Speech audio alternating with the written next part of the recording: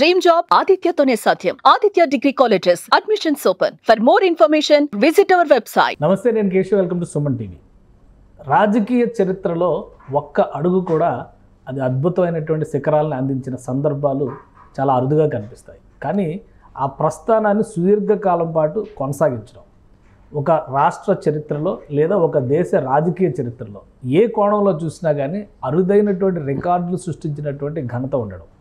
పైగా ఇప్పుడు 75 వసంతాలు పూర్తి చేసుకుంటున్నటువంటి శుభతరుణంలోకి అడుగు పెట్టడం, ఆంధ్రప్రదేశ్లో అధికార కూటమిని నడిపిస్తున్నటువంటి అధినేతగా, నాయకుడిగా నారా చంద్రబాబు నాయుడు ముద్ర అద్భుతం, అజరామరం అని చెప్పాల్సిందే. 75వ పుట్టినరోజు చేసుకుంటున్నటువంటి చంద్రబాబు నాయుడు గారికి శుభాకాంక్షలు చెబుతూ ఆయన జీవన ప్రస్థానంలో ఉన్నటువంటి ముఖ్య అంశాలను ఒకసారి విశ్లేషించేటువంటి ప్రయత్నం చేద్దాం. మనతో పాటు అనలిస్ట్ చందు శ్రీనివాస్ గారు ఉన్నారు. చందు శ్రీనివాస్ గారు నమస్కారం. నమస్కారం అండి. చంద్రబాబు నాయుడు గారికి ఫస్ట్ బర్త్డే, ఎందుకంటే ఇది 4వసారి సీఎం పదవిలోకి వచ్చినా కానీ సీఎం హోదాలో ఉండి 75వ పుట్టినరోజు చేసుకోవడం అనేది ఒక అరుదైన సందర్భం. సో రాష్ట్ర చరిత్రలో లేదా దేశ రాజకీయ చరిత్రలో చూసిన సుదీర్ఘకాలం ముఖ్యమంత్రిగా, సుదీర్ఘకాలం విపక్ష నేతగా, సుదీర్ఘకాలం ఒక విధంగా కాంగ్రెసేతర రాజకీయాలను లీడ్ చేసినటువంటి కూటముల్లో కీలక పాత్ర పోషించినటువంటి వ్యక్తిగా చంద్రబాబు నాయుడు గారి రాజకీయ ప్రస్థానం ఎలాంటిది, ఎలాంటి ముద్ర వేసింది? ఆయన్ని అంటే మోస్ట్ ఇన్స్పిరేషన్ పర్సనాలిటీ అనుకోవాలి. One of the senior most politician in Indian political system. మీరు అన్నట్టు ఒక తెలుగు రాష్ట్రాల్లో ముఖ్యమంత్రిగా చేసిన వ్యక్తి 26 సంవత్సరాలకి ఎమ్మెల్యే అయ్యాడు, 28 సంవత్సరాలకి మంత్రి అయ్యాడు. అంటే మ్యారేజ్కి ముందు ఇవన్నీ అయిపోయింది. తర్వాత 46 సంవత్సరాలకి మనం చూసాం ముఖ్యమంత్రి అయ్యాడు. అంటే ఇటువంటిది అంత రేరుగా ఉంటుంది మనకి.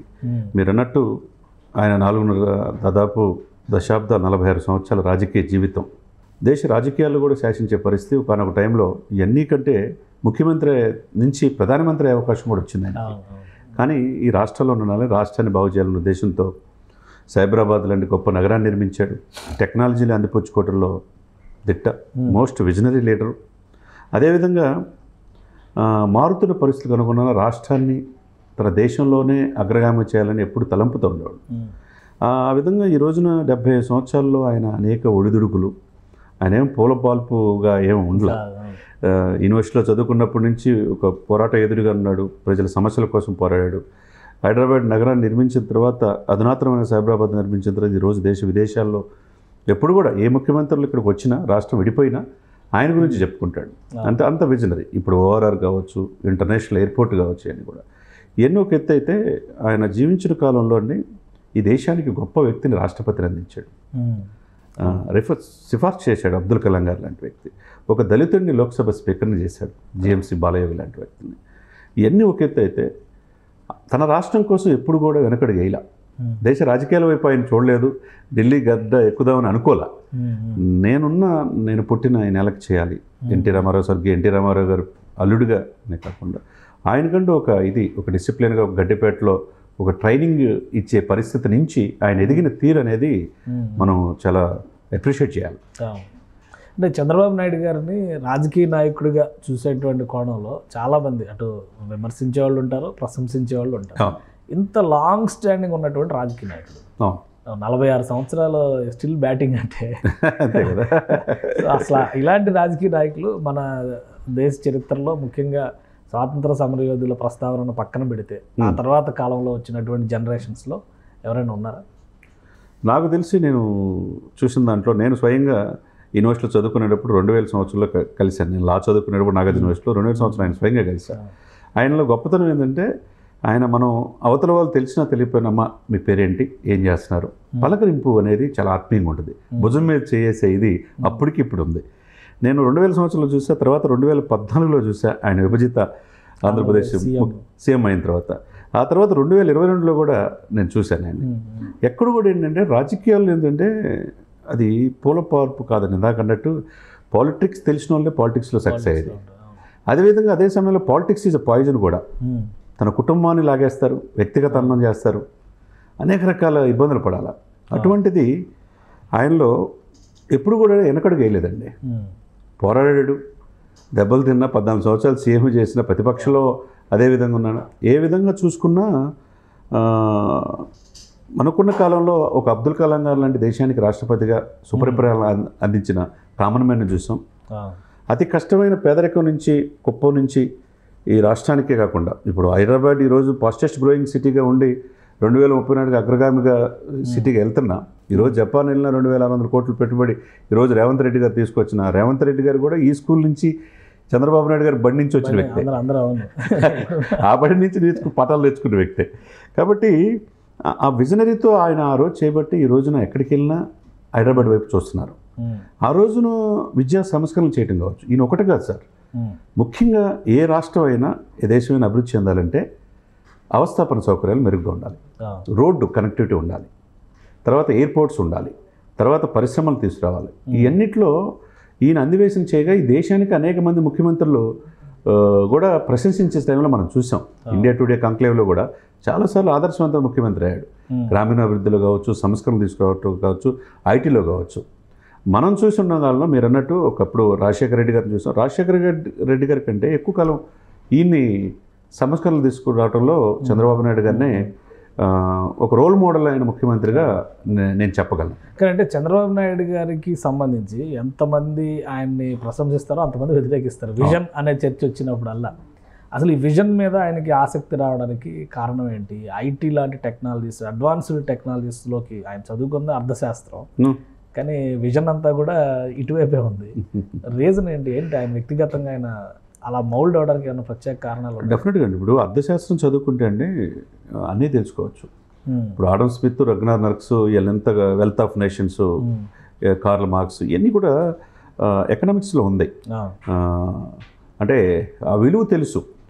ఆ విధంగా ఎకనామిక్స్ నుంచి చదువుకున్న ఆ ఎకనామిక్స్లో ఫాస్టెస్ట్ గ్రోయింగ్గా రాష్ట్రాన్ని అభివృద్ధి పదాన్ని ఏ విధంగా తీసుకెళ్ళాలి, అంది వచ్చిన అవకాశాన్ని మిగతా దేశాలతో పాటు అక్కడ సంస్కరణ ఎలా తీసుకురావాలనేది మనం చూసాం. మనకి ప్రజల వద్దకి ఇప్పుడు జన్మభూమి అనేది యూనివర్సిటీ చదువుకునేటప్పుడు మేము చూసాం. కాలేజీ డేస్లో ఎక్కడో దక్షిణ ఆఫ్రికా నుంచి సీమో లండాంగ్ అనే ఇది నుంచి తీసుకున్నాడు ఇక్కడ.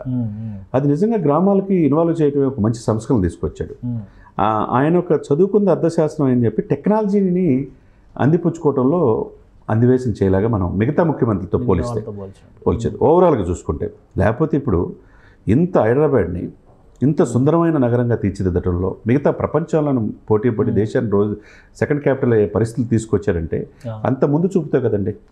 ఆ తర్వాత ఇదిలో అమరావతి చేద్దామని చెప్పి అనుకున్నారు, కానీ తాత్కాలిక భవనాలు ఇదిలో ఆ పాయింట్ ఆఫ్ వ్యూలో కొద్దిగా ఇది చేయలేకపోయేపోటి ఒక్కసారి ముఖ్యమంత్రి అనేదానికి జగన్మోహన్ రెడ్డి గారికి అవకాశం ఇచ్చారు.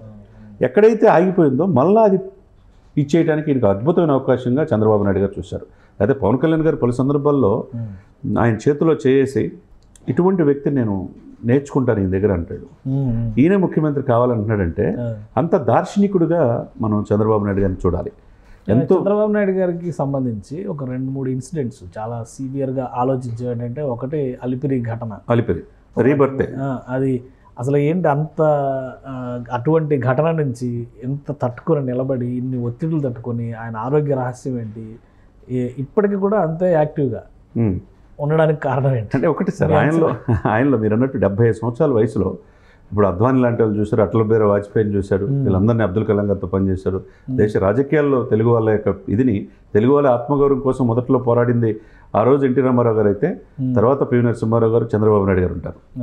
ఆ తెలుగు వాళ్ళ యొక్క ఉనికిని ప్రపంచవ్యాప్తంగా తెలియజేశారు. ఎక్కడ అమెరికా వెళ్ళినా, ఎక్కడ సింగపూర్ వెళ్ళినా, మలేషియా వెళ్ళినా బాబు గారు సీఎం అనే పరిస్థితి వచ్చిందంటే ఈయనలో గొప్పతనం ఏంటంటే ఆయన ఆరోగ్యపు అలవాట్లు కావచ్చు, మక్కువ అనే ధైర్యం కావచ్చు, యోగా చేసుకోవడం కావచ్చు, ఒక డిసిప్లిన్. అంటే రాజకీయాల్లో వచ్చిన తర్వాత మల్టిపుల్గా ఉంటాయి సార్ అనేక అలవాట్లు. అవన్నీ కూడా ఎక్కడ కూడా ఇది కాలేదు. ఎప్పుడు తన మీద ఇచ్చిన బాధ్యతని సక్రమంగా నిర్వర్తించడం తప్పితే వేరే ఆలోచనలోకి వెళ్ళాల.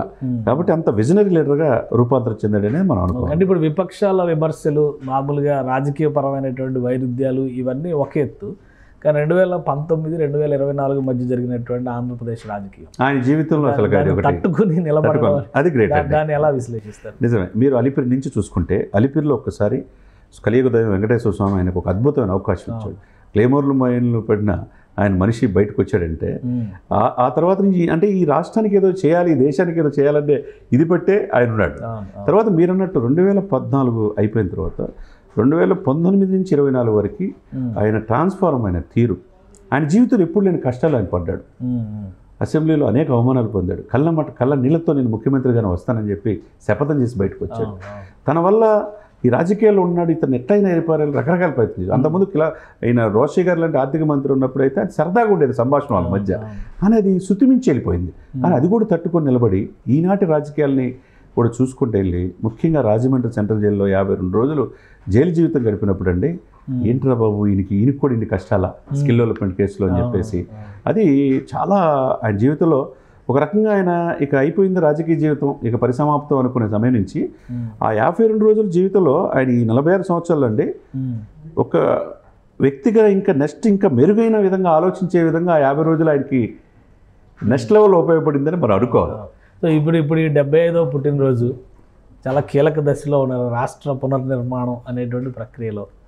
సో ఆయన ఈ రాబోయేటువంటి రోజుల్లో భవిష్యత్తుకి ఆంధ్రప్రదేశ్కి ఇవ్వాలనుకుంటున్నటువంటి గిఫ్ట్ అమరావతి, సో ఇవి సాకారం అయ్యే దిశగా అడుగులు పడడానికి ఎంతవరకు అవకాశం ఉంది? ఇప్పటికి కూడా మళ్ళీ అదే విమర్శలు, గ్రాఫిక్స్ చూపిస్తున్నారు, ఇవి అయ్యేవి కావు, ఇవన్నీ కూడా విజన్ పేరుతో ప్రజలను మభ్య పెడుతున్నారు, అరచేతిలో వైకుంఠం చూపిస్తున్నారు, ఇవన్నీ చెప్తున్నారు కదా. చంద్రబాబు నాయుడు గారి సంకల్పం మాత్రం చాలా గట్టిగా బలంగా కనిపిస్తుంది. రేపు 2వ తారీఖున ప్రధానమంత్రి గారు వచ్చిన తర్వాత ఆ వ్యవహార శైలే మారిపోద్ది అక్కడ జరిగేటువంటి మొత్తం. సో ఇది ఎలాంటి సందర్భంగా మనం చూడాలి? డెఫినెట్గా అండి, అంటే ఇది క్రూషియల్ మూమెంట్ అయినా కానీ ఆయన చేయగలడు, ఆయన మాత్రమే చేయగలడు. ఆయన నాయకత్వం రాష్ట్రానికి అవసరం. మీరు అన్నట్టు మోదీ గారి ఆశీస్సులు ఉన్నాయి, ఆయనకి అనుభవం ఉంది, ఈయనకి పోరాట పట్టం ఉంది పవన్ కళ్యాణ్ గారికి. సంక్షేమం అభివృద్ధి 2 కలుగా వీళ్ళు పనిచేస్తున్నారు. సంక్షేమం వాటిని అభివృద్ధి మర్చారు కాబట్టి జగన్మోహన్ రెడ్డి గారు వద్దనుకున్నారు. 164 సీట్లు 21 మంది ఎంపీలు ఇచ్చింది దానికి అద్భుతమైన పరిపాలన ఇస్తారని.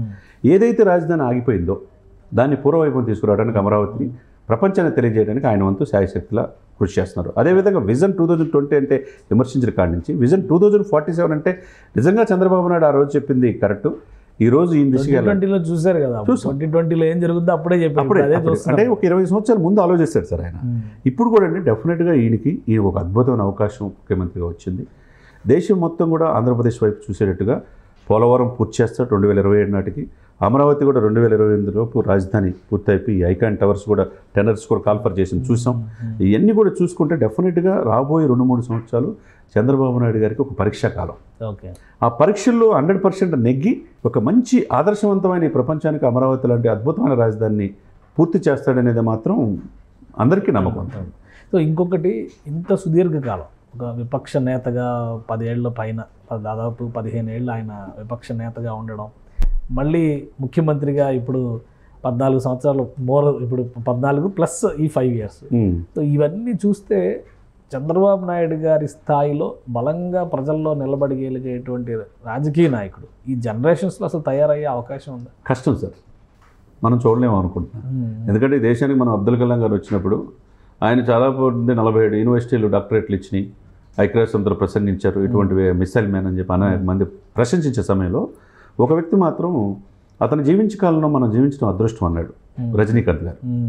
నిజమే, అటువంటి అబ్దుల్ కలాం గారిని చూసాం. ఆ తర్వాత అంత అనుభవం ఉన్న తెలుగు రాష్ట్రాల నుంచి వెళ్ళి మోస్ట్ పాపులర్ లీడర్గా, రాజకీయ నాయకుడిగా దేశ రాజకీయాలను శాసించే స్థితిలో 75 సంవత్సరాల వయసులో కష్టపడిన చంద్రబాబు నాయుడు గారిని చూస్తున్నాం. అటువంటి వ్యక్తి మనం ఈ జనరేషన్లో కష్టం చూడటం. రైట్, థ్యాంక్ యూ శ్రీనివాస్ గారు విశ్లేషణ అందించినందుకు. ఇది చంద్రబాబు నాయుడు గారి జీవన ప్రస్థానం 75వ వసంతాలు పూర్తి చేసుకుంటున్నటువంటి తరుణం ఇక్కడ. అలానే ఇప్పుడు రాష్ట్రానికి ఆయన ఒక కీలకమైనటువంటి దిశానిర్దేశం చేసే దశలో ఉన్నారు.